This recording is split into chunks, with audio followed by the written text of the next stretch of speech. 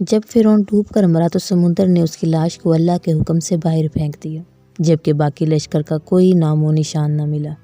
یہ واقعہ آج سے 3500 سال پہلے پیش آیا تھا۔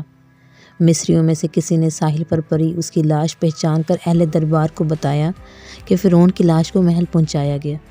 درباریوں نے مسالہ لگا کر اسے پورے شان اور احترام سے تابوت میں رکھ کر محفوظ کر لیا۔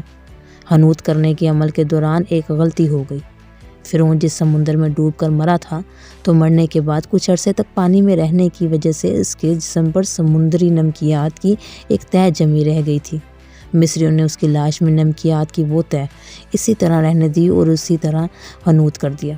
وقت گزرتا گیا، زمین اور آسمان نے بہت سے انقلاب دیکھے جن کی گرد کے نیچے سب کچھ چھپ گیا، یہاں تک کہ فرعون کی حنوط شدہ لاش بھی زمین کی تہوں میں چھپ گئی۔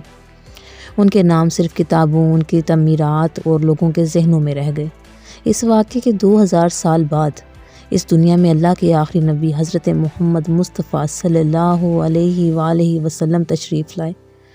ان پر نازل ہونے والی آخری کتاب میں فرعونوں کے قصے بڑی تفصیل کے ساتھ بیان کیے گئے، اور اسی سلسلے میں اس فرعون کا جسم محفوظ کرنے کی بابت آیت نازل ہوئی۔ اس کی سچائی پر سب اہل ایمان کا پختہ یقین تھا، لیکن وہ سمجھنے سے قاصر تھے کہ اس خدائی کا دعویٰ کرنے والے کی لاش کہاں محفوظ کی گئی اور کیسے اسے عبرت کا نشانہ بنایا جائے گا۔ 1871 میں مصر کے الغورنیہ سے تعلق رکھنے والے غریب اور معمولی چور احمد عبدالرسول کو فرعون کی حنوط شدہ لاشوں کی طرف جانے والے خفیہ راستے تک رسائی مل گئی۔ احمد عبدالرسول نوادرات چوری کر کے بیچا کرتا تھا۔ ایک دن وہ دریائے نیل کے کنارے کے قریب تبیسا کے مقام پر اسی سلسلے میں پھر رہا تھا جب اسے ایک خفیہ راستے کا پتہ چلا۔ وہاں وہ نوادرات کی چوری کے لیے کھدائی کر رہا تھا کہ اسی دوران اسے کچھ لوگوں نے پکڑ لیا اور پولیس کے حوالے کر دیا۔ وہ جس جگہ کو کھود رہا تھا وہاں سے ملنے والے راستے کی جب مسلسل کھدائی کی گئی تو یوں 1891 کو دوسری ممیوں کے ساتھ اسی غرق ہونے والی فرعون کی لاش بھی مل گئی۔ اس کے کفن پر سینے کے مقام پر اس کا نام لکھا ہوا تھا۔ ان ممیوں کو ماہرین قاہرہ لے گئے۔ جب ان ممیوں کا تفصیل سے جائزہ لیا گیا تو فرعون والی ممی پر جمی نمکیات کی تہہ سے تصدیق ہو گئی کہ یہ وہی فرعون ہے جسے اللہ نے پانی میں غرق کر کے بدترین انجام سے ہمکنار کیا تھا۔ یہ بہت بڑا واقعہ تھا۔ اس کی تصدیق کے لیے دنیا کے ماہرین آثار قدیمہ اور تاریخ دان مصر کی طرف بڑھے۔ مختلف سائنسی تحقیق کرنے کے بعد دنیا بھر کے سائنسدانوں نے تصدیق کر دی کہ دوسری سب لاشوں کی نسبت سے صرف فرعون کی لاش پر ہی سمندری نمکیات کی تہہ جمی ہوئی تھی۔ اس تصدیق کے بعد اسے فرعون کی لاش قرار دے دیا گیا، قرار دے کر عجائب گھر میں محفوظ کر لیا گیا۔ 1982 میں فرعون کی ممی خراب ہونے لگی تو اس وقت کی مصری حکومت نے فرانس کی حکومت کو درخواست کی کہ فرعون کی ممی کو خراب ہونے سے بچایا جائے، نیز جدید سائنس ذرائع سے اس کی موت کی وجہ بھی معلوم کی جائے۔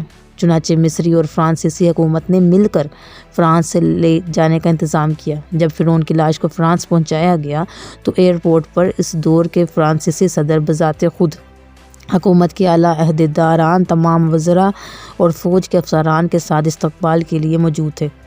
فرعون کی لاش کا استقبال کسی عظیم زندہ بادشاہ کی طرح کیا گیا۔ فوجی دستوں نے سلامی دی۔ فرعون کی ممی کو ماہر ڈاکٹروں کی ٹیم کے حوالے کیا گیا۔ اس ٹیم کی سربراہی ڈاکٹر مورس بوکابے کر رہے تھے۔ مائکروسکوپ ٹیسٹوں کے ذریعے ممی کے تمام اجزاء کا باریک بینی سے جائزہ لیا گیا تو معلوم ہوا کہ اس کی لاش پہ سمندری ذرائع ابھی تک موجود ہیں اور موت کی وجہ بھی پانی میں ڈوبنا بتایا جاتا ہے۔ ایک بادشاہ کی موت پانی میں ڈوبنے کی وجہ سے یہ ڈاکٹر مورس کے لیے حیرت کی بات تھی۔ اس نے اس ممی کے بارے میں مزید جاننے کی کوشش کی تو اسے معلوم ہوا کہ اس بادشاہ کی موت کے حالات مسلمانوں کے نبی حضرت محمد صلی اللہ علیہ وآلہ وسلم پر اتری کتاب اور قرآن مجید میں تفصیل سے درج ہے۔ اسے علم تھا کہ جہاں سے اسے یہ لاش ملی تھی وہ اسلامی ملک ہے۔ چنانچہ تجسس کے ہاتھوں مجبور ہو کر وہ مصر پہنچا۔ وہ ایک سائنسدان تھا۔ اس نے اس معاملے میں مصر کے ایک سائنسدان سے ملاقات کی اور سائنسدان نے قرآن پاک کھول کر اسے سورہ یونس کی آیت نمبر 90 تا 92 کا ترجمہ لفظ بہ لفظ سنایا۔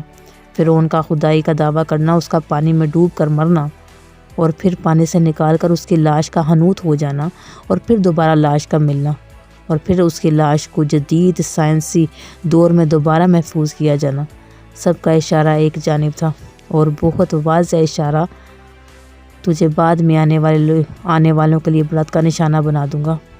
فرعون کی لاش ایسے محفوظ کر کے دنیا کے سامنے لا کر رکھ دی گئی ہے کہ انٹرنیٹ کی ایک کلک پر، رسائل و جرائد پر، ٹی وی چینلز پر اور عجائب گھر میں اربوں انسانوں کی آنکھوں کے سامنے کرہ اور قابل ترس حالت میں موجود ہے۔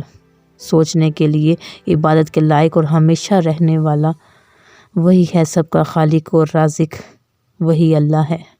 ڈاکٹر مورس نے آیت کا ترجمہ سنا تو اسی وقت پکار اٹھا کہ یہ دین سچا ہے۔